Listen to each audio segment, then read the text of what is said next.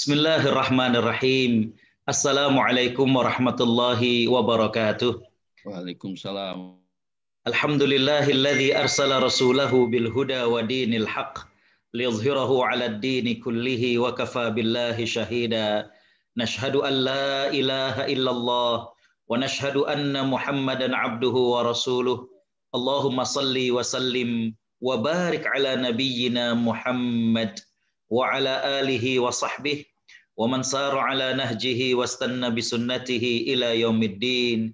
Qala Allahu azza wa jalla fi kitabihil karim, a'udzu billahi minasyaitonir rajim, laqad kana lakum fi rasulillahi uswatun hasanah. Shadaqallahul azim. Hadirin hadirat para perindu surga Allah Subhanahu wa taala, jamaah Masjid At-Thahir ya, Indonesian Muslim Foundation di Los Angeles, serta jamaah dari mana saja pun yang ikut dalam kajian virtual ini. Alhamdulillah, tsumma alhamdulillah, di sore hari waktu Los Angeles dan di pagi hari waktu di Indonesia, Allah Subhanahu wa taala masih mempertemukan kita dalam majelis ilmu ini. Kita berharap dan berdoa mudah-mudahan di majelis ini Allah memberikan kepada kita ilmu yang bermanfaat, dan mudah-mudahan sisa umur Allah berikan kepada kita kekuatan untuk bisa mengisinya dengan rangkaian ibadah dan juga kebajikan di jalan Allah. Amin ya rabbal alamin. Tak lupa salawat teriring salam kita haturkan kepada panutan kita Nabi Muhammad sallallahu alaihi wasallam, sosok yang kita cintai, sosok yang kita rindui. Mudah-mudahan yang mengikuti kajian ini baik secara langsung, artinya melalui Zoom, ataupun melalui Facebook dan juga YouTube, oleh Allah Subhanahu wa taala dikumpulkan bersama dengan Nabi sallallahu alaihi wasallam di surganya. Amin ya rabbal alamin. Amin, amin ya rabbal. Hadirin hadirat para perindu surga Allah Subhanahu wa taala, ya. Menarik sekali memang kalau kita berbicara tentang sejarah para sahabat dan sejarah Nabi sallallahu alaihi wasallam, di mana pada 2 pekan lalu kita membahas tentang Perang Badar, sebuah peristiwa yang sangat-sangat luar biasa, menguji kesetiaan, menguji tawakal ya dari para sahabat, di mana tadinya para sahabat diajak oleh Nabi Shallallahu Alaihi Wasallam untuk mencegat kafilah Abu Sufyan, ya. Dan ini dibenarkan karena kenapa? Karena kaum muslimin dari Mekah, mereka tidak diperkenankan membawa sedikit pun harta ketika mereka meninggalkan Mekah menuju ke Madinah. Tapi apa yang terjadi? Ternyata ya yang terjadi adalah peperangan, karena Abu Sufyan ya mengirimkan utusan untuk ke Mekah dan mengajak para pembesar-pembesar Mekah saat itu untuk mengalahkan Nabi Muhammad SAW. Ya.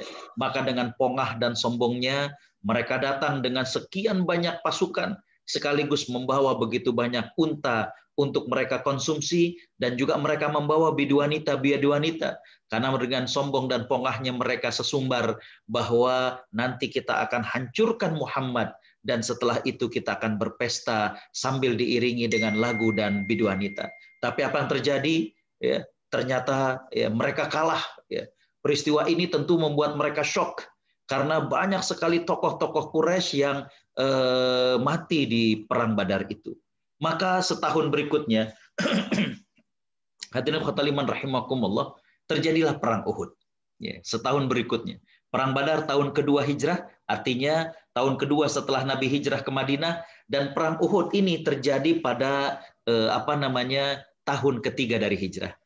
Apa sebab-sebab terjadinya Perang Uhud? Ada beberapa alasan yang dirinci oleh Syekh Ali As-Sallabi, seorang pakar sejarah. Beliau mengatakan yang pertama adalah karena faktor agama. Ya. Faktor agama yang dimaksud adalah bahwa Allah Subhanahu wa taala meminta kepada para sahabat untuk berlaku waspada terhadap apa yang akan dilakukan oleh orang-orang kafir. Ya. Jadi Allah Subhanahu wa taala minta kepada para sahabat untuk senantiasa waspada. Dan mereka, kata Allah Subhanahu wa taala, innalladzina kafaru yunfiquna amwalahum liyasuddu an sabilillah fasayunfiqunaha thumma takunu alaihim hasratan thumma yughlabun walladzina kafaru ila jahannama yuhsyarun. Allah Subhanahu wa taala mengingatkan kepada para sahabat dan tentunya juga kepada kita, ya. Allah mengatakan bahwa sesungguhnya orang-orang kafir menafkahkan, membelanjakan harta mereka untuk menghalangi orang-orang dari jalan Allah Subhanahu wa taala. Jadi dari sejak dulu Allah sudah menginformasikan bahwa jangan dikira mereka nggak urunan, jangan dikira mereka nggak membelanjakan, jangan dikira mereka nggak menyumbangkan hartanya.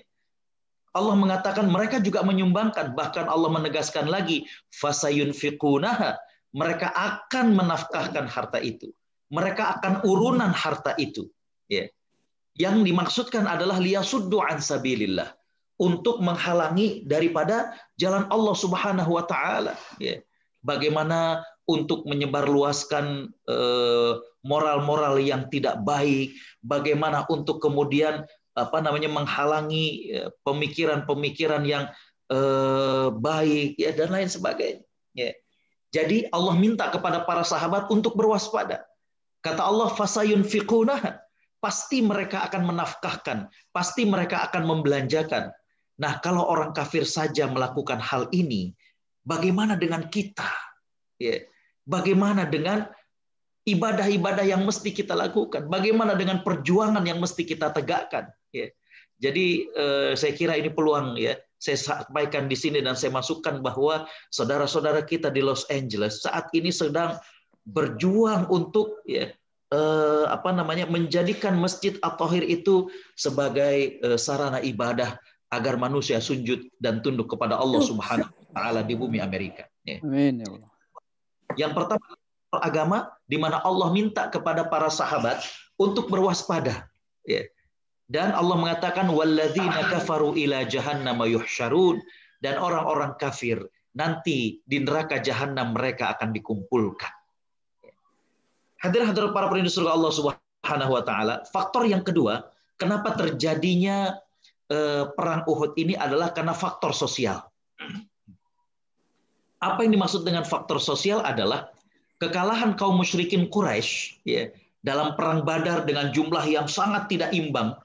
Orang Quraisy itu 1000 lebih, sedangkan kaum muslimin hanya 113. Ya. Orang-orang musyrik Mekah dengan persenjataan yang lengkap, 100 ekor kuda, sekian unta, sedangkan kaum muslimin hanya 1 ekor kuda dan beberapa ekor unta. Ya. Tapi Allah Subhanahu wa taala memenangkan para sahabat dan kaum muslimin. Jadi secara sosial, ya, maka hadirin khotaliman rahimakumullah, kekalahan dalam perang Badar serta terbunuhnya petinggi-petinggi mereka, ya, itu membuat malu mereka. Ya. Aib sekali. Ya. Abdullah bin Rabi'ah, Ikrimah bin Abi Jahal, saat itu masih kafir, Al-Harith bin Hisham, Huwaitib bin Abdul Uzza, Sofwan bin Umayyah, mereka datang kepada Abu Sufyan. Dan mereka membujuk Abu Sufyan dan tokoh-tokoh Quraisy lainnya untuk kemudian, ya, merelakan barang dagangan mereka untuk menjadi modal perang, balas dendam atas kekalahan dalam perang Badar. Ya. Hadirin khotaliman rahimakumullah, setelah dibujuk, dipanasi, ya, Abu Sufyan dengan lantang mengatakan, akulah orang yang pertama akan menyambut seruan ini. Ya. Jadi faktor yang kedua adalah faktor sosial. Ya. Di mana orang-orang Quraisy, orang musyrik Quraisy merasa malu. Ya. Bagaimana kehinaan yang luar biasa. Ya. Kematian para petinggi mereka, kekalahan, belum lagi yang ditawan dan lain sebagainya. Ya. Faktor yang ketiga, sebelum itu, ya, bahkan, ya, saking begitu semangatnya mereka untuk membalaskan dendam atas kekalahan dalam perang Badar, sampai ada seorang kafir Quraisy yang bernama Jubair bin Mut'im. Jubair bin Mut'im. Dia memanggil budaknya yang bernama Wahsy. Ya. Di mana Wahsy ini terkenal, ya, bagaimana dia pandai melemparkan tombak. Diajak Wahsy ini untuk ikut bergabung. Ya. Dan diberikan iming-iming bahwa kalau dia mampu membunuh membunuh paman Nabi SAW yang bernama Hamzah, maka sebagai balasannya Wahsy akan dimerdekakan. Ya. Jadi kita lihat bagaimana mereka merasa hina, merasa malu, ya, shock sekali kekalahan mereka dalam perang Badar. Apalagi para petinggi-petinggi mereka yang tak lain tak bukan, ada yang ayahnya, ada yang pamannya ternyata, ya, mati dalam perang Badar. Maka mereka kemudian semangat untuk membalas dendam. Bahkan saya katakan di sini Jubair bin Mut'im itu memanggil budaknya yang bernama Wahsy ya, untuk ikut dalam peperangan tersebut dan mengiming-imingi, menjanjikan kalau dia mampu membunuh Hamzah maka dia akan merdeka, dibebaskan. Ya. Hadirin hadirat ikhwatal iman rahimakumullah. Faktor yang ketiga, ya, selain tadi faktor agama, ya, di mana Allah minta kepada para sahabat untuk waspada. Yang kedua adalah faktor sosial, rasa malu ya, atas kekalahan dalam perang Badar. Yang ketiga adalah faktor ekonomi. Ya. Jadi pergerakan ekspansi dagang mereka, ya, ekspedisi dagang yang hadirin khotal iman rahimakumullah biasanya melintasi Syam ya, dan lain sebagainya. Maka hadirin khotal iman rahimakumullah, setelah kekalahan dalam perang Badar itu terganggu. Ya. Saya katakan di sini perjalanan dagang dari Syam ke Yaman sebaliknya itu nggak lancar seperti biasa. Ya. Karena tadi saya katakan perang Badar sendiri awalnya adalah karena Nabi SAW ingin mencegat kafilah dagang Abu Sufyan yang baru kembali dari Syam. Ya. Jadi mereka secara ekonomi terganggu nih. Ya. Untuk pasar-pasar artinya pelanggan-pelanggan mereka di daerah Syam itu nggak bisa mereka penuhi kebutuhan dan permintaan barang-barangnya. Ya. Bahkan didapatkan dalam riwayat bahwa Sofwan bin Umayyah ya, itu pernah mengatakan bahwa Nabi Muhammad SAW dan para sahabatnya sudah mempersempit gerak perdagangan kami. Mereka selalu mengawasi kawasan pesisir, artinya jalan yang melalui pesisir. Ya. Karena ia telah berdamai dengan penduduknya. Jadi Nabi SAW sudah berdakwah dengan kabilah-kabilah yang ada di sekitar pesisir. Sehingga kata beliau, kata Sofwan bin Umayyah, kami nggak bisa berbuat apa-apa. Ya. Ini tentu menjadi alasan besar juga ya, yang kemudian memicu mereka. Ya.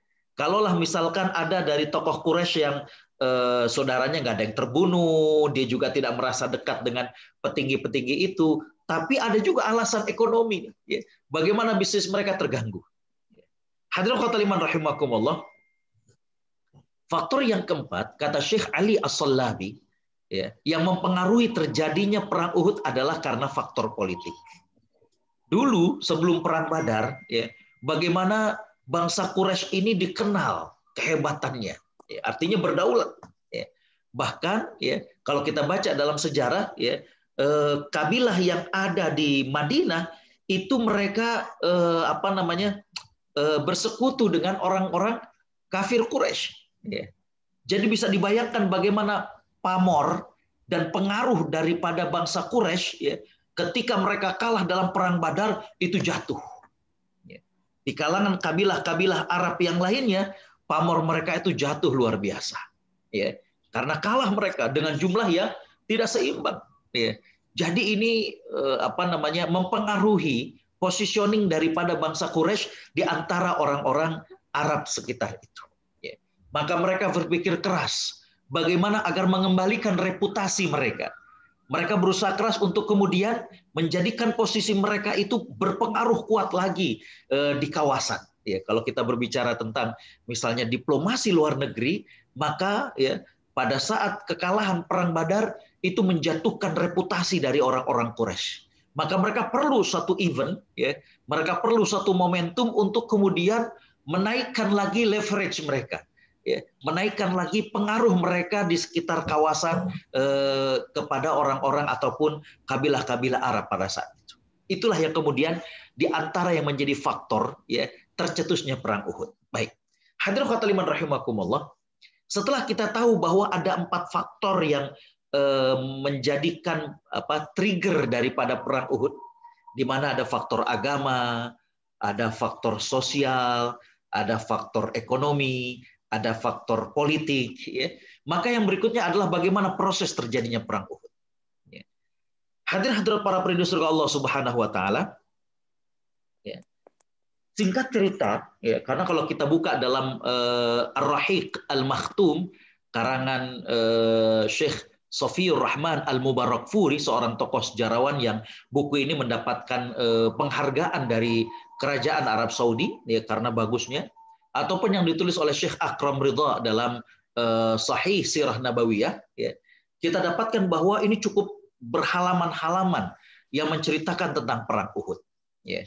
Di mana saya ringkas bahwa tahun ketiga Hijrah, di bulan Syawal, ya, setelah bulan puasa atau bulan Ramadan, hadirin khotul iman rahimakumullah, orang-orang Quraisy memobilisasi pasukan. Ya.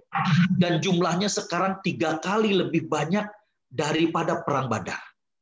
Saat perang Badar mereka 1.000 orang, sekarang itu 3.000 orang. Dan bukan itu saja. Kalau dulu mereka tidak mengajak kaum wanita, kecuali penghibur-penghibur, maka sekarang mereka keluarkan semuanya. Para wanita, hamba sahaya, dan mereka juga membentuk pasukan koalisi dengan mengajak kabilah-kabilah Arab sekitar mereka. Jadi mereka bangkitkan bagaimana perseteruan ini. Hadirin khotul iman rahimakumullah, persenjataan sudah mereka siapkan. Bagaimana juga hal-hal yang dibutuhkan dalam peperangan seperti ransum, seperti logistik dan lain sebagainya, itu sudah mereka siapkan. Begitu juga dengan perjalanan sudah mereka siapkan. Hadirin khotul iman rahimakumullah, Abu Sufyan saat itu tampil menjadi komandan perang. Tidak hanya itu, Abu Sufyan ditemani oleh istrinya yang bernama Hindun bin Utbah. Mobilisasi infak, maaf saya kalau menggunakan infak, mobilisasi urunan mereka, itu terkumpul jumlah yang sangat-sangat fenomenal, yaitu 50.000 dinar emas. 50.000 dinar emas. Bapak Ibu bisa bayangkan, 1 dinar itu 2,5 gram. 2,5 gram. 1 dinar. Berarti 2,5 gram, kalau 10 dinar saja 25 gram. Itu 10 gram. Kalau 100 gram, hadirin khotul iman rahimakumullah, berarti 250 gram. Kalau 1.000 dinar berarti 2,2500 gram alias 2,5 kilo emas. Itu baru 1.000 dinar. 1.000 dinar 2,5 kilo emas. Ini 50.000 dinar emas. Berhasil mereka kumpulkan lewat propaganda. Nah, hadirin khotul iman rahimakumullah, yang dipromotori oleh Abu Izzah, Amr bin Abdullah al-Jumahi, Amr bin As, dan yang lain sebagainya. Hadirin khotul iman rahimakumullah, Nabi Shallallahu Alaihi Wasallam, ketika Allah Subhanahu Wa Taala minta agar berwaspada, Nabi SAW kemudian mengirimkan mata-mata.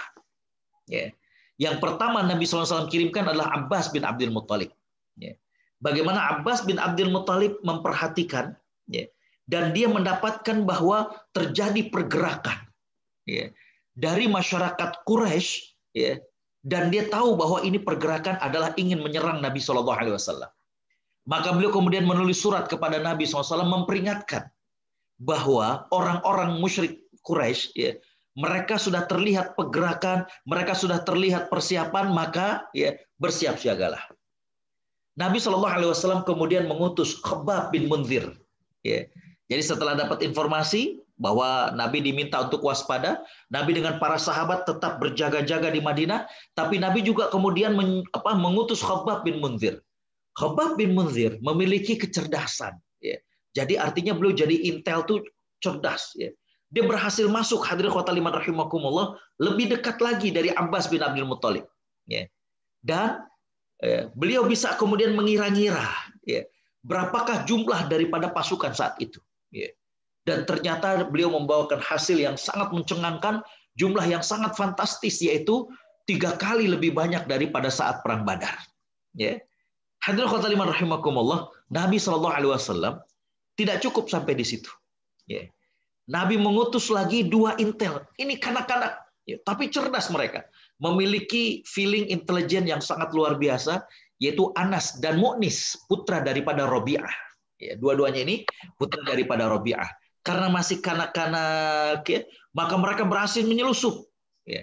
Dan mendapatkan informasi bukan cuma sekedar jumlah, tapi juga bagaimana kesiapan mereka. keduanya melaporkan tentang persenjataan, keduanya melaporkan tentang kesiapan logistik mereka, keduanya melaporkan tentang bagaimana ini bukan saja bangsa Quraisy, tapi mereka juga mengajak kabilah-kabilah yang lain. Setelah Nabi SAW mendapatkan informasi yang cukup lengkap, setelah mengirimkan mata-mata, mengirimkan intel Abbas bin Abdul Muttalib, Khabbab bin Munzir, Anas, dan Mu'nis, maka beliau mengadakan rapat tertutup. Ini luar biasa strategi Nabi SAW. Nabi mengadakan musyawarah tapi terbatas. Jadi Nabi setelah memastikan kebenaran informasi, lalu Nabi membatasi informasi itu. Hanya diketahui oleh tingkat-tingkat para pimpinan daripada para sahabat.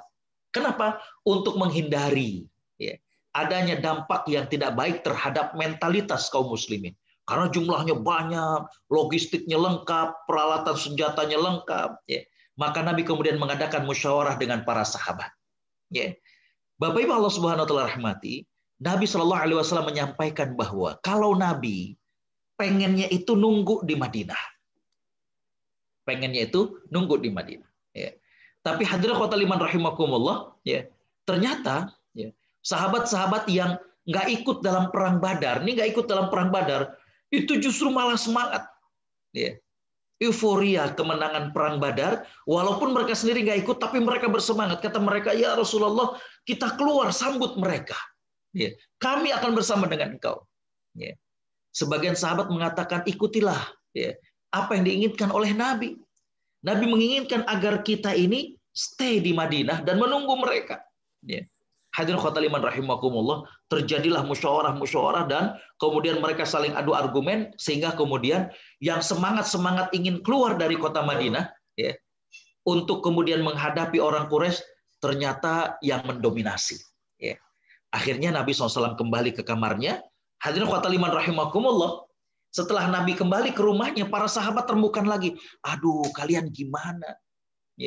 Beberapa sahabat mengatakan bahwa keberkahan itu ada pada keinginan Nabi. Kenapa kemudian kita tadi musyawarah dan ngambil sepakat untuk kita keluar? Udah, kita batalkan saja keputusan ini dan kita serahkan kepada Nabi SAW. Apalagi hadirin khotaliman rahimakumullah, dalam satu riwayat Nabi SAW bermimpi dan mimpi seorang Nabi adalah kenyataan. Nabi melihat banyak darah dalam mimpinya.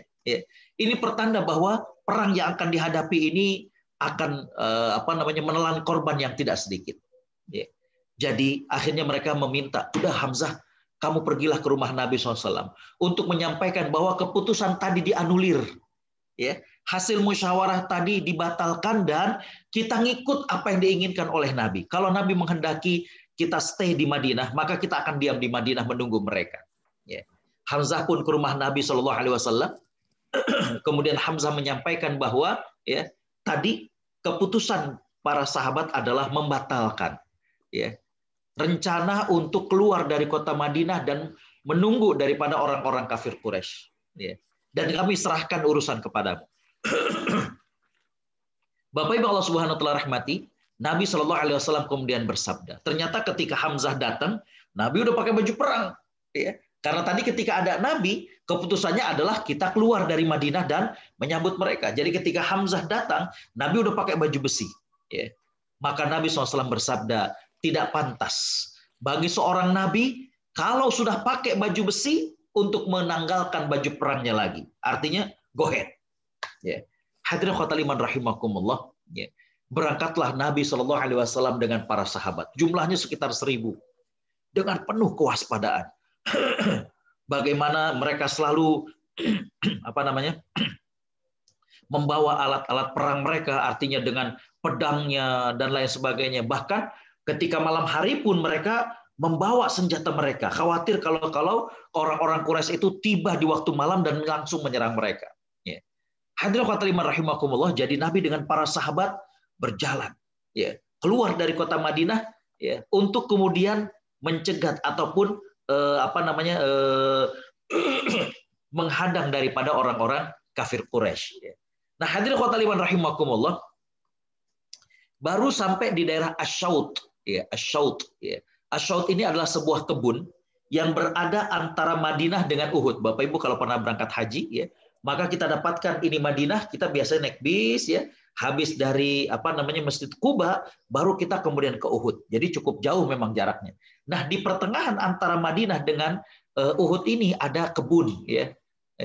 Kebun kurma, disitulah Abdullah bin Ubay bin Salul, tokoh munafik ya, dia menarik diri dari rombongan pasukan bersama 300-an orang. Subhanallah. Ya. Sudahlah jumlahnya nggak berimbang, Nabi hanya membawa 1.000 ya. Sedangkan orang-orang musyrik Mekah itu membawa sekitar 3.000 orang, lengkap dengan persenjataan. Maaf. Ya. Di tengah jalan orang-orang munafik ini menarik diri. Ya. Apa maksudnya? Maksud mereka adalah untuk menjatuhkan mental dari para sahabat. Ya. Jadi biar kemudian bisa kita bayangkan, kita misalnya, mohon maaf, misalnya dari Masjid At-Thahir kita family gathering gitu misalnya. Ya. Wah, ayo daftar 1, 2, 3, 4, tahu-tahu ya dari sekitar 20 family yang akan ikut dan sudah tercatat ya. Bapak Ibu Allah Subhanahu wa taala rahmati ya. Dari sekitar 20 itu 7 keluarga ya, menarik diri. Ya, ini kan bikin lemes yang lainnya. Ya, kok kenapa sih? Nggak tahu lah, nggak asik nih kayaknya dan lain sebagainya. Oh, kan biasa gitu ketika akan menarik diri, justru kesempatan bagi mereka untuk menggerogoti mental dari para sahabat yang lainnya. Ya. Yang kedua, selain untuk kemudian menjatuhkan mental dari para sahabat, ya, yang kedua adalah untuk memecah belah. Ya. Hadirin khotal iman rahimakumullah. Karena kenapa? Karena Abdullah bin Ubay bin Salul ini, ya, ketika mereka akan kembali ke Madinah, mereka nggak cuma pulang, tapi mereka kemudian ngajakin kepada orang-orang yang lain, mempengaruhi kepada orang-orang yang lain. Ya. Hadirin khotal iman rahimakumullah. Ya. Bahkan, ya, ada Bani Salamah dan Bani Harithah. Ya. Ini hadirin khotal iman rahimakumullah sempat ingin juga ya menarik diri. Ya. Tapi hadirin khotal iman rahimakumullah, Allah Subhanahu wa taala melarang. Dan tadi orang-orang musyrik Mekah itu, orang-orang munafik itu oleh Abdullah bin Amr bin Hakam itu udah dibujuk, udahlah jangan, udah ikut aja. Ya. Tapi orang-orang munafik ini beralasan bahwa kayaknya nggak jadi perang nih, gitu ya, nggak jadi perang. Udah balik yuk. Jadi mereka bukan cuma sekedar kembali menarik diri, tapi mereka juga mempengaruhi. Ya. Nah, ada Bani Salamah dan Bani Harithah yang kayaknya pengen ikut-ikutan nih menarik diri. Ya. Maka hadirin khotal iman rahimakumullah, ya, Allah Subhanahu wa taala menegur. Dalam surat Ali Imran ayat 122 Allah berfirman, ya, ketika dua golongan daripadamu ingin mundur karena takut, padahal Allah Subhanahu wa taala adalah wali bagi mereka. Ya. Allah adalah pelindung bagi kedua golongan tersebut. Ya. Wa 'alallahi falyatawakkalul mu'minun, maka hendaklah orang-orang mukmin bertawakal kepada Allah Subhanahu wa taala. Maka enggak jadi. Ya. Hadirin khotal iman rahimakumullah. Ya. Di sini kita akan lihat bagaimana hebatnya strategi Nabi Shallallahu alaihi wasallam. Ya. Kita saksikan bagaimana hebatnya strategi Nabi. Yang pertama adalah Nabi SAW itu cerdas dalam mengatur strategi perang. Dan ini terlihat dari yang pertama, tempat yang tepat beliau pilih. Jadi Nabi SAW melihat, ya, dan beliau ada Bukit Uhud atau Gunung Uhud dan ada Dzul Ainain. Ya, jadi ada, kalau Bapak Ibu tadi saya katakan ziarah di kota Madinah, setelah dari Masjid Quba itu ke Uhud, dan di Uhud itu ada beberapa bukit kalau coba Bapak lihat. Ya. Maka Nabi melihat, wah ini bagus nih posisinya. Ya. Nabi melihat bahwa dari sini arah orang-orang musyrik Mekah nantinya. Maka hadirin khotul iman rahimakumullah, Nabi tempatkan para sahabat ya di sini. Ya. Kemudian Nabi tempatkan lagi di situ. Dan Nabi melihat bahwa ya yang dekat Gunung Dzul Ainain ya itu sangat rentan diserang oleh orang-orang kafir musyrik, kafir Mekah. Ya. Maka Nabi Shallallahu Alaihi Wasallam kemudian menempatkan 50 orang yang jago-jago panah untuk kemudian berdiri ataupun menempati posisi di Jabal Rumat. Ya. Kalau dulu disebutnya bukan Jabal Rumat ya, tapi memang satu bukit saja. Kalau sekarang dikenal dengan Bukit Pemanah karena Nabi SAW ya, menyuruh ya dan menugaskan 50 sahabat yang dikenal pandai-pandai memanah untuk berada di bukit tersebut. Dari situ posisi aman. Jadi ada yang kemudian menghadapi langsung orang-orang musyrik Mekah, ada yang kemudian dari posisi dekat Gunung Dzulainain, dan untuk melindungi mereka, maka hadirin khotul iman rahimakumullah, Nabi SAW menempatkan 50 pemanah di bukit tersebut.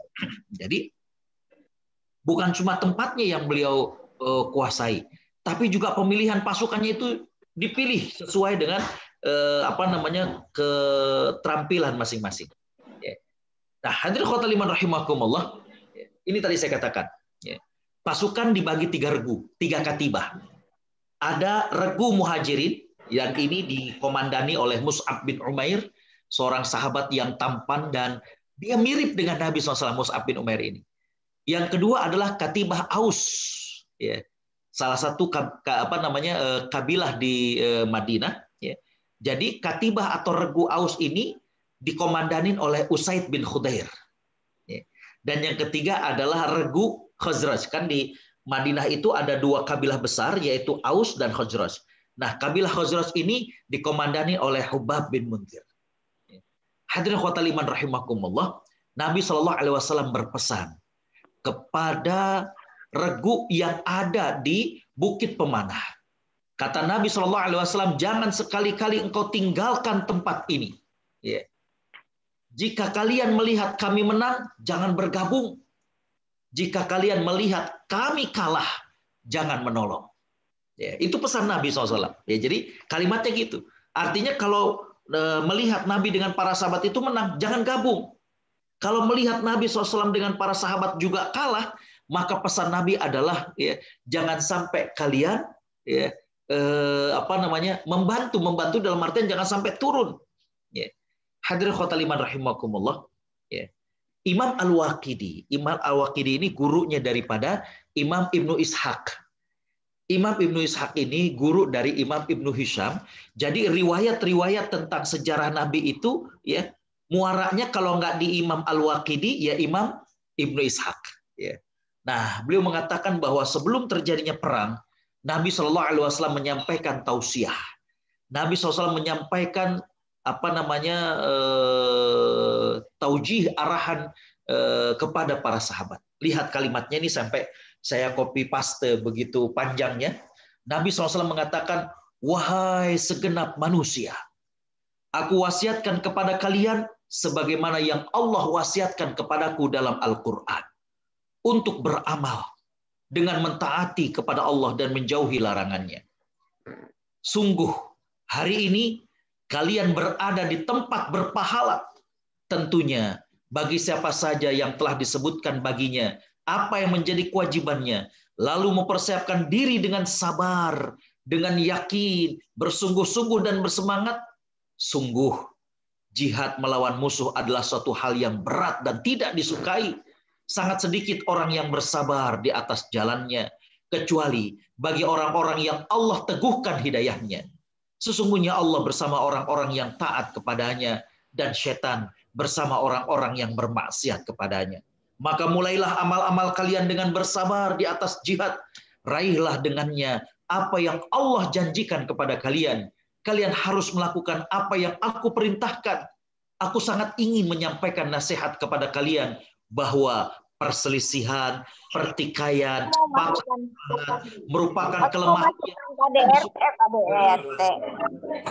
tidak akan mendatangkan kemenangan dan kejayaan. Luar biasa dari Nabi Shallallahu Alaihi Wasallam.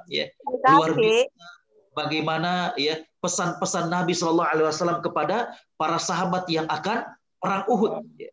Hadir para perindu surga Allah Subhanahu Wa Taala. Ini yang tadi saya katakan. Nabi mewanti-wanti kepada pasukan untuk tidak menyerang sebelum diperintahkan. Jadi ketika mereka sudah siap, Nabi berpesan bahwa jangan sampai menyerang sebelum ada komando. Dan yang kedua, pesan Nabi SAW adalah bahwa beliau tidak mengizinkan para pemanah-pemanah itu turun dari bukit dengan kondisi apapun. Sebelum diperintahkan oleh Nabi SAW. Hadirin para perindu surga Allah Subhanahu Wa Taala yang benar. Nah, di awal perang Ya. Ternyata Abu Sufyan, jadi ketika sudah ketemu ya, berhadap-hadapan, ya, ini Abu Sufyan ini cerdas. Ya. Mau dilihat nih. Rahimakumullah, ya. Rahimakumullah, ya. Abu Sufyan, ya, beliau mengirim utusan kepada orang Ansor, ya, di mana Abu Sufyan mencoba untuk melobi orang-orang Ansor ini. Ya. Utusan Abu Sufyan ini mengatakan, ya, biarkan kami hanya berurusan dengan anak-anak paman kami. Ya. Kami tidak akan membiarkan kalian. Artinya kami nggak mau kalian sampai terbunuh. Ya. Kami nggak memiliki kepentingan untuk berperang dengan kalian. Ini dia. Ya. Jadi di lobi orang-orang Ansor ini, ya, dan kemudian dibujuk agar mereka udahlah nggak usah ikut-ikutan. Kita yang ada masalah dengan Muhammad dan sahabat-sahabatnya. Ya. Yang ada masalah itu adalah dengan mereka. Ya. Kalian orang-orang Madinah, orang-orang Ansor, kita nggak ada masalah. Ya. Udahlah pulang. Tapi hadirin khotul iman rahimakumullah, ya, di sini upaya tersebut gagal. Karena kenapa? Karena orang-orang Ansor itu tetap setia kepada Nabi Shallallahu Alaihi Wasallam. Ya. Hadirin para perindu surga Allah Subhanahu Wa Taala, ya. Kita melihat bagaimana di awal perang Uhud, ya, heroisme pasukan kaum muslimin, ya, menunjukkan bagaimana kegigihan mereka. Walaupun jumlahnya nggak seimbang, orang-orang kafir 3.000-an, sedangkan kaum muslimin 700-an, karena 300 itu sudah menarik diri kembali ke Madinah yang dipimpin oleh Abdullah bin Ubay bin Salul. Nah, hadirin khotul iman rahimakumullah, sejarah mengabadikan bagaimanakah aksi heroik, ya, yang telah dilakukan oleh Hamzah bin Abdul Muttalib, Mus'ab bin Umair, Abu Dujana, Abu Talhah Al-Ansari, Sa'ad bin Abi Waqqas, dan lain sebagainya. Ya. Jadi melihat kegigihan mereka, melihat bagaimana aksi heroik mereka, hadirin khotul iman rahimakumullah, pasukan kafir Quraisy terdesak. Ya, terdesak mereka. Ya. Akhirnya mereka memilih untuk mundur dari medan Uhud tersebut. Ya. Saat itu mereka dipimpin oleh Khalid bin Walid. Maka Khalid bin Walid mengajak untuk meninggalkan Uhud, ya, dan kemudian hadirin khotul iman rahimakumullah, ya, berbalik ke belakang Uhud. Jadi berbalik ke belakang bukit. Ya, jadi ngelihat, wah kayaknya nggak bisa nih. Ya. Melihat bagaimana kegigihan para sahabat, maka Khalid bin Walid mengajak mundur pasukan Quraisy. Saat itu beliau masih kafir. Ya. Nah, hadirin khotul iman rahimakumullah, ketika mereka mundur ke belakang bukit, ya, ternyata mereka melihat bahwa, ya, orang-orang yang ditugaskan di atas bukit menjadi pemanah tersebut, hadirin khotul iman rahimakumullah, ternyata turun. Ya. Mereka saling berteriak, gonimah, gonimah, gonimah, harta rampasan, harta rampasan. Sudah dilarang oleh komandan mereka. Ya. Tapi mereka beranggapan bahwa tentara Quraisy ini sudah pergi. Ya. Maka hadirin khotul iman rahimakumullah, turunlah. Dari 50 tersisa hanya 10. Ya. Khalid bin Walid melihat ini kesempatan luar biasa. Maka kemudian orang kafir Quraisy kembali ke medan Uhud. Ya.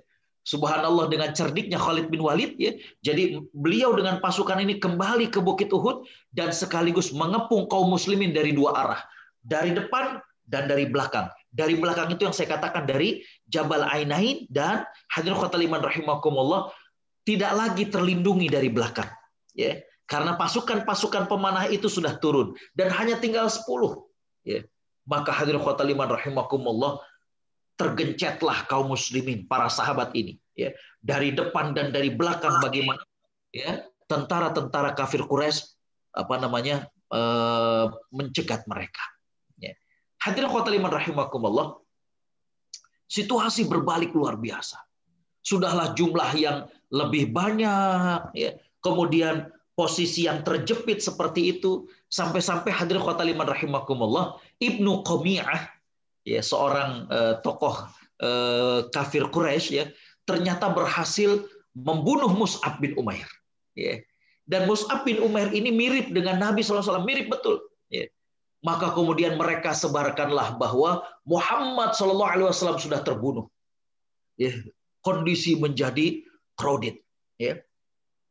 Kaum muslimin, para sahabat, di awal-awal ketika mendengar bahwa Nabi SAW terbunuh, hadirin khotul iman rahimakumullah, sempat mentalnya, aduh gimana ya. Tapi Nabi SAW sangat pandai. Nabi SAW ingin naik ke atas batu besar, tapi hadirin khotul iman rahimakumullah sulit, karena Nabi juga berdarah-darah pada saat itu. Kenapa Nabi ingin naik ke atas batu besar itu? Untuk kemudian menjadikan posisi beliau terlihat, dan memberikan pesan kepada para sahabat bahwa beliau masih hidup.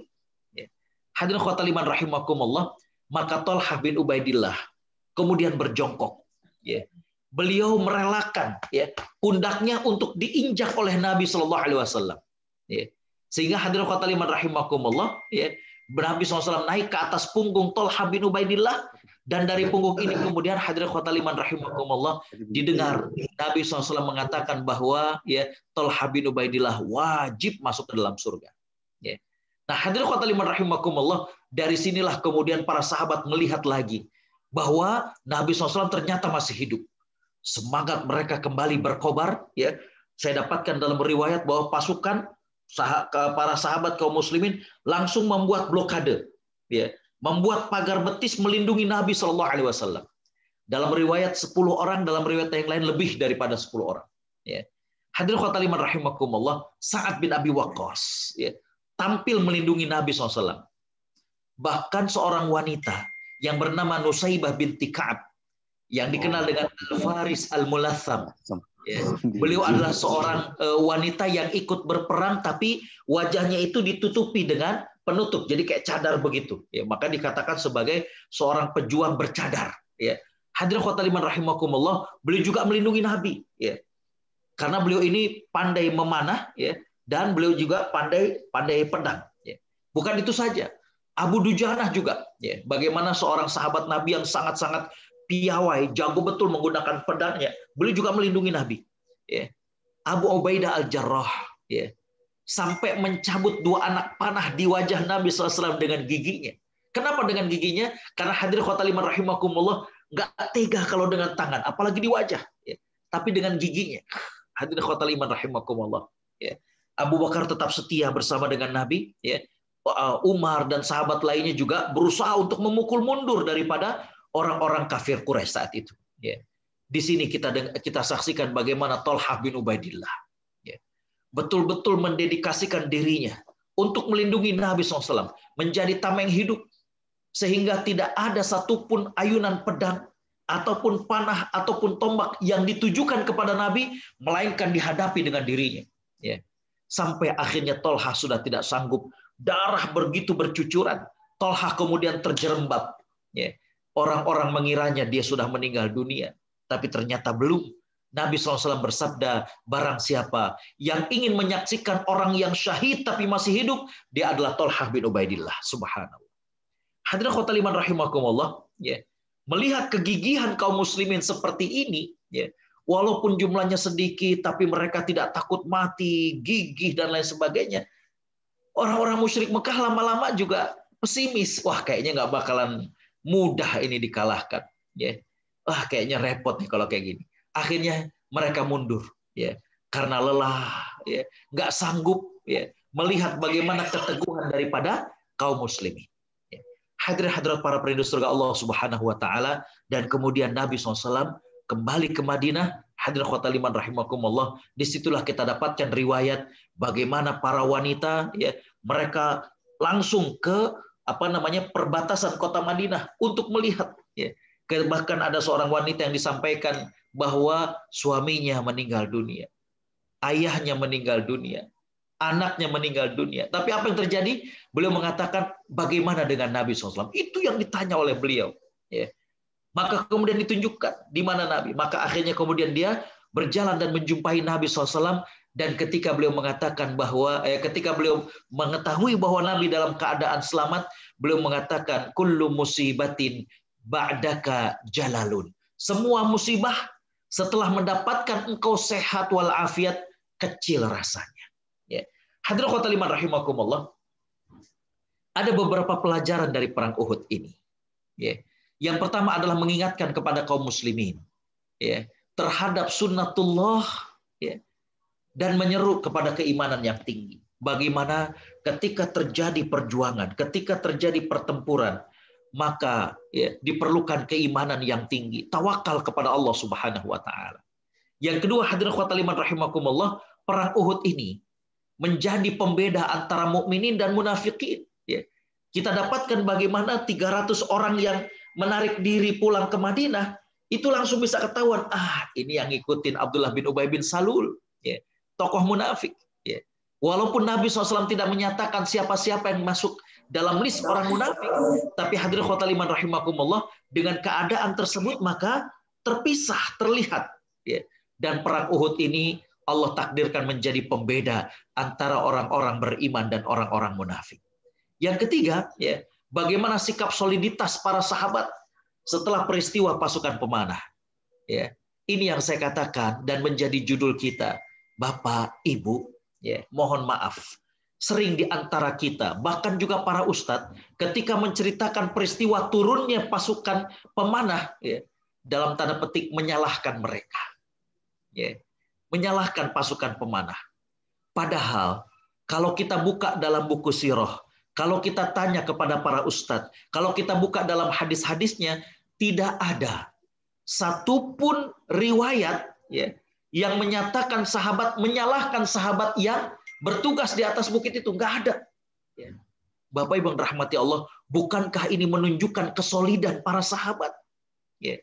Sering dalam organisasi, ya, sering ketika di masjid, Islamic Center, la haula wa quwwata illa billah, terkadang terjadi friksi.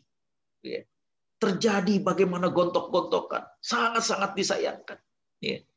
Kita lihat hadirin khotbah liman rahimakumullah, pasukan yang di atas bukit itu turun, ya, dan kemudian orang-orang kafir Quraisy balik menyerang kembali kepada mereka. Nabi sampai terluka, Mus'ab bin Umair meninggal dunia syahid, Hamzah bin Abdul Muttalib syahid, dan lain sebagainya. Ya. Tapi tidak kita dapatkan satupun riwayat sahabat menyalahkan sahabat yang turun dari bukit itu. Hebat betul. Bagaimana kesolidannya. Ya. Kalau kita sekarang udah nyalahin, ente sih pakai turun tuh Nabi jadi berdarah tuh. Ya. Kalau orang kita sekarang udah nyalahin tuh turun Hamzah syahid, tapi itu tidak. Ya. Pelajaran yang keempat adalah bahwa kaidah kemenangan dalam surat Al-Anfal dan surat Ali Imran, karena peristiwa perang Uhud itu Allah Subhanahu wa taala ceritakan dalam surat Ali Imran dan surat Al-Anfal, dan Allah menegaskan tentang kaidah kemenangan dan kekalahan. Nih, ya, ada 5, karena khawatir panjang saya baca singkat saja. Ya. Allah mengatakan bahwa kemenangan mutlak itu di tangan Allah, bukan milik seseorang. Ya. Enggak. Ya. Memang dia komandan hebat dan lain sebagainya, tapi yang memberikan kemenangan itu Allah Subhanahu wa taala. Jangan lupa. Sehingga jangan sampai kemudian kita menjadi orang yang wijahiyah, menjadi orang yang fanatik terhadap pribadi, ya, mengagung-agungkan pribadi. Tidak. Kemenangan itu dari Allah Subhanahu wa taala.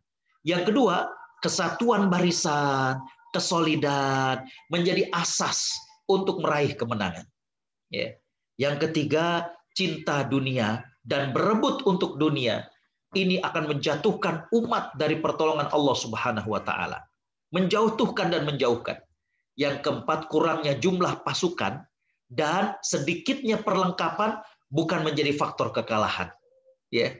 Yang menjadi faktor kekalahan itu adalah ketika keimanan itu berkurang, ketika keyakinan kepada Allah itu berkurang. Yang kelima, keindahan akhlak, kekuatan fisik harus terus dijaga, ya, untuk menghadapi musuh. Hadirin hadirat para penduduk surga Allah Subhanahu wa taala, waktu yang memisahkan kita kembali bahwa perang Uhud ini, ya, dalam beberapa buku sejarah dikatakan ini merupakan perang yang sangat-sangat luar biasa, tapi ya, dampaknya setelah perang Uhud ini, ya, para sahabat yang kemudian, ya, aktif untuk memperluas bagaimana dakwah Islam, ya. Dan perang Uhud ini dimenangkan oleh kaum muslimin dengan bukti bahwa Nabi tidak berhasil mereka bunuh, kota Madinah tidak berhasil mereka rampas, ya. Dan begitu banyaknya pelajaran-pelajaran dalam perang Uhud ini yang tadi saya sudah sampaikan. Saya kira demikian, ya. Dan insya Allah para hadirin sekalian, nanti akan ada presentasi tentang Masjid At-Thahir. Saya minta kita bukan hanya sekedar menyimak, ini kesempatan bagi kita untuk ikut dalam proyek surga. Ya, mari jangan lewatkan kesempatan ini. Demikian saja dari saya. Jazakumullah khairan. Assalamualaikum warahmatullahi wabarakatuh. Waalaikumsalam warahmatullahi wabarakatuh. Terima kasih Ustadz Waalaikumsalam. atas tausiahnya. Dan kali ini saya berikan waktu kepada saudara Mas Aji. Silakan untuk presentasinya. Assalamualaikum warahmatullahi wabarakatuh. Terima kasih kepada Kang Tisna dan Ustadz Agut yang telah memberikan kesempatan kepada saya untuk berbagi tentang status fundraising masjid kita tercinta. Mungkin Bapak-bapak Ibu semuanya, hampir semuanya mungkin ya udah dengar ceritanya pada bahwa kita jamaah pengajian di Los Angeles sedang mengadakan fundraising untuk Masjid At-Thohir, salah satu-satunya masjid Indonesia di Los Angeles.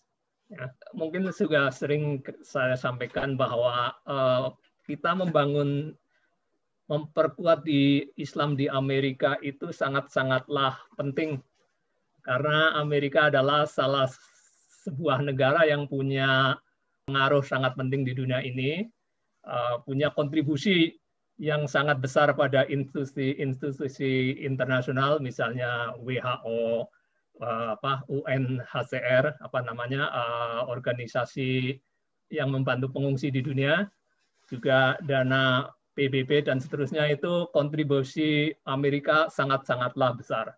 Dan kejadian-kejadian penting di dunia ini selalu tidak lepas dari keikutsertaan Amerika yang punya peran penting. Misalnya perang di Irak, ya, walaupun PBB menolak jangan ke Irak, Amerika ngotot aja, semua negara cuma bisa garuk-garuk kepala, termasuk negara-negara Islam, ya.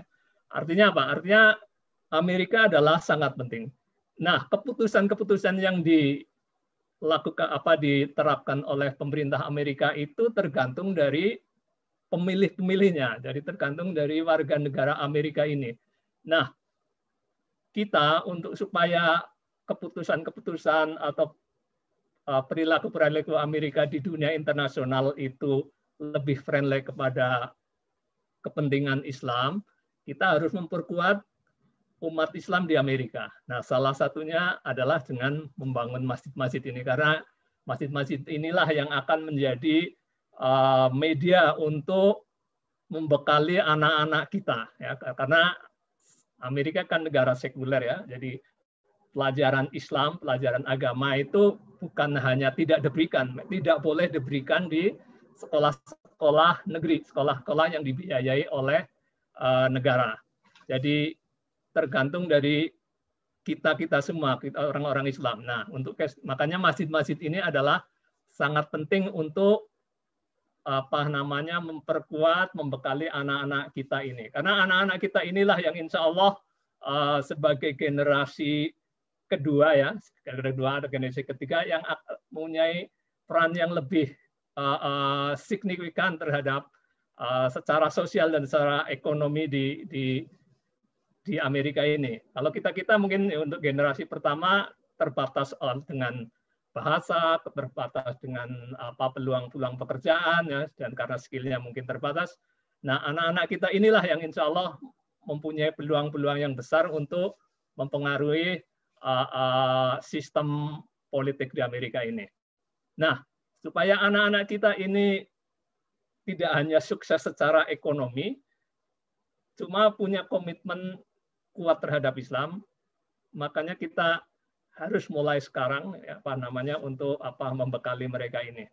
Nah, Masjid At-Thohir ini, Masjid Los Angeles ini, alhamdulillah sekarang punya kelas, punya sekolah yang alhamdulillah ada 78 murid, ya, mayoritas anak-anak orang Indonesia, mungkin sekitar 10%-nya yang anak-anak keturunan non Indonesia. Jadi mereka inilah yang diharapkan bisa mempunyai pengaruh terhadap masa depan perilaku Amerika di dunia ini. Nah, kita tidak perlu pesimis ya. Waktu teman saudara-saudara kita orang Yahudi datang ke Amerika, mereka juga sebagai waktu itu minoritas, tidak punya pengaruh apa-apa. Juga saudara-saudara kita kaum Katolik juga sama datang ke Amerika tahun 60-an, itu mereka masih minoritas, tidak punya pengaruh apa-apa. Coba kalau kita lihat sekarang, kenyataan mereka luar biasa ya. Orang-orang terutama institusi-institusi Katolik juga luar biasa. Mereka punya rumah sakit besar-besar, punya universitas besar-besar. Juga yang lebih sering kita dengar, saudara-saudara kita kaum Yahudi lebih luar biasa lagi. Dari sisi jumlah kecil mereka, jumlah orang Yahudi di Amerika itu lebih sedikit daripada jumlah orang Islam di Amerika. Artinya apa? Artinya kita punya peluang besar untuk bisa mempengaruhi kebijakan-kebijakan Amerika dengan catatan kita membekali anak-anak kita ini dengan Islam yang kuat insya Allah. Ya. Makanya saya harap Bapak Ibu sekalian, walaupun mungkin sudah berulang, bahwa membantu masjid di Los Angeles ini adalah sangat krusial insya Allah. Membantu masjid dimanapun penting ya. Khusus untuk di Amerika untuk saat-saat ini adalah sangat krusial. Jadi mudah-mudahan 20-30 tahun ke depan status orang-orang Islam di Amerika ini kira-kira mendekati status orang-orang Yahudi sekarang ini di Amerika. Di Amerika itu tidak ada satupun kepala daerah, bupati, mayor, gitu, gubernur, kalau tidak juga presiden ya, kalau dia tidak secara terbuka mendukung Israel tidak akan pernah terpilih. Nah, itu salah pentingnya. Nah, kemarin saya mungkin sudah sampaikan bahwa masjid kita di Los Angeles ini posisinya sangat strategis. Makanya kemarin anak-anak kita dari youth itu membuat video pakai drone. Jadi bisa ngelihat posisi masjid At-Thohir ini sangat strategis dari sisi lokasi. Ini saya share videonya sebentar.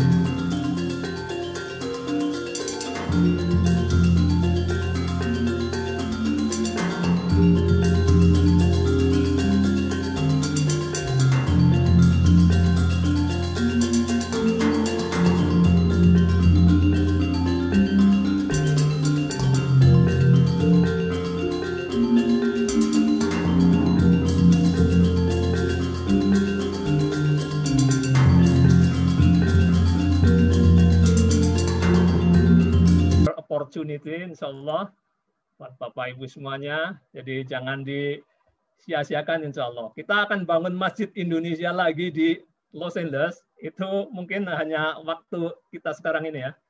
Tidak akan ada lagi Masjid Indonesia di Los Angeles mungkin. Jadi jangan lupakan kesempatan ini insya Allah menjadi apa namanya yang saya sampaikan tadi, sesuatu yang sangat fruitful. Jadi itu apa namanya yang kami sampaikan bahwa lokasinya di lokasi yang sangat strategis, dekat dengan konsulat, dekat dengan freeway, jalan tol ya. Jadi mudah dicapai, juga dekat dengan tempat-tempat yang populer di Los Angeles, dekat Santa Monica Beach, dekat dengan Hollywood, dekat dengan Rodeo Drive yang terkenal dengan barang-barang bermerek ya.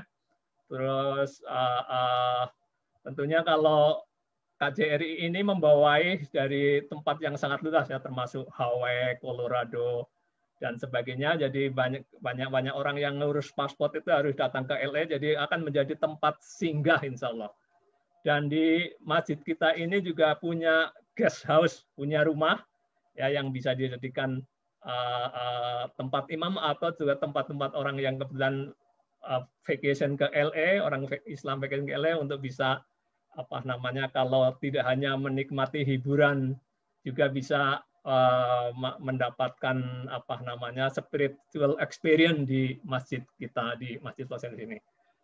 Jadi jangan lupa insya Allah silahkan donasi, bisa donasi lewat Zelle, bisa lewat Venmo, bisa lewat PayPal. Nah, kalau yang dari luar negeri kalau diperlukan juga bisa kita kasih bank account-nya insya Allah.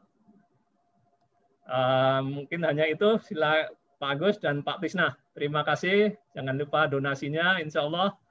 By the way, 2 minggu yang lalu acara Ustadz Agus ini, dari situ alhamdulillah kita dapat sekitar $1.500 ini dari jamaah peserta pengajian. Jadi mudah-mudahan kali ini bisa lebih lagi atau tidak kurang dari itu insya Allah.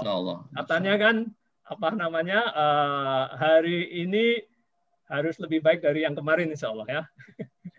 Jadi hanya itu dari kami. Mudah-mudahan Bapak Ibu semuanya dimurahkan rezekinya sehingga bisa ikut berpartisipasi untuk membangun Masjid Indonesia di Los Angeles ini. Terima kasih. Assalamualaikum warahmatullahi wabarakatuh. Waalaikumsalam warahmatullahi wabarakatuh. Terima kasih Mas Aji yang telah menyampaikan begitu gamblangnya dan perjuangannya ini untuk masjid kita ini, Masya Allah. Dan sekali lagi kepada seluruh jamaah, marilah kita berlomba-lomba dan donasi untuk rumah Allah ini dan untuk beribadah kita, untuk kita berjamaah di masjid ini insya Allah. Bismillahirrahmanirrahim. Alhamdulillah, salatu wassalamu ala rasulillah. Bapak Ibu, mari kita sama-sama istighfar kepada Allah Subhanahu wa taala. Astaghfirullahalazim, astaghfirullahalazim, astaghfirullahalazim. Bismillahirrahmanirrahim. Alhamdulillahirabbil alamin. Hamdan syakirin, hamdan na'imin, hamdan yuwafi ni'amahu wa yukafi'u mazidah.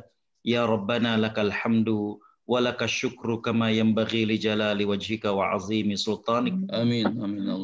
Allahumma salli ala Sayyidina Muhammad wa ala alihi wa sahbihi ajma'in. Allahumma ighfir lana dhunubana wa israfana fi amrina wa thabbit aqdamana wansurna ala alqaumil kafirin. Amin. Allah, di kesempatan yang ini kami mohon ampunilah dosa kami. Amin. Dosa yang telah lalu yang kami lakukan, dosa yang saat ini kami lakukan, dosa yang kami lakukan ketika beramai-ramai, dosa yang kami lakukan ketika kami sendirian. Allahumma ya Allah, jadikanlah sisa umur kami ini penuh dengan ibadah dan kebajikan di jalan-Mu. Wafatkan kami dalam keadaan husnul khatimah. Allahumma ya Allah, ridhoilah niat kami untuk membangun dan juga mendirikan dan mengadakan masjid di Los Angeles. Allah berkahilah niat dan usaha kami. Jadikanlah apa yang kami lakukan ini semata-mata karena-Mu. Allahumma ya Allah. Jadikanlah apa yang kami lakukan ini sebagai warisan dan amal jariah daripada kami. Amin. Allahumma ya Allah, di kesempatan yang mulia ini kami mohon juga ampuni dosa ibu dan ayah kami. Amin. Sayangi mereka sebagaimana mereka pernah menyayangi kami. Amin. Ya Allah, ampuni kami yang belum sempat bakti kepada mereka. Ampuni kami yang pernah mengecewakan hati mereka. Ampuni kami yang pernah membuat mereka menangis. Ya Allah, kepada ibu dan ayah kami yang sudah meninggal dunia, ampuni dosa mereka. Amin. Lapangkan alam kuburnya. Amin. Ya Allah, pertemukan kami kembali dengan mereka di surgamu. Amin. Allah, Engkaulah yang maha menyembuhkan. Sembuhkanlah mereka-mereka yang saat ini sedang sakit. Sembuhkanlah Pak Boy yang saat ini sedang terpapar. Allahumma ya Allah, anta syafi, la shifa'a illa shifa'uk, shifa'an la yughadiru saqama. Amin. Allahumma ya Allah, rahmatilah mereka-mereka yang telah meninggalkan kami. Amin. Khususnya ya Allah, khususnya kepada almarhumah Ibu Hajah Khadijah binti Harun Siregar. Allahumma ya Allah, ampunilah kepada beliau. Allahumma wa'fu anha wa akrim nuzulaha wa wasi' mudkhalaha. Allahumma ya Allah, angkatlah pandemi ini dari negeri kami dan negeri-negeri lainnya. Allahumma ya Allah, rukunkanlah hati-hati kami, berkahilah persaudaraan kami, cabutlah dari hati kami rasa iri, dengki, dendam di antara kami. Rabbana atina fid dunya hasanah wa fil akhirati hasanah wa qina adzabannar. Amin Allahumma amin. Rabbina rabbil izzati amma yasifun wa salamun alal mursalin walhamdulillahi rabbil alamin.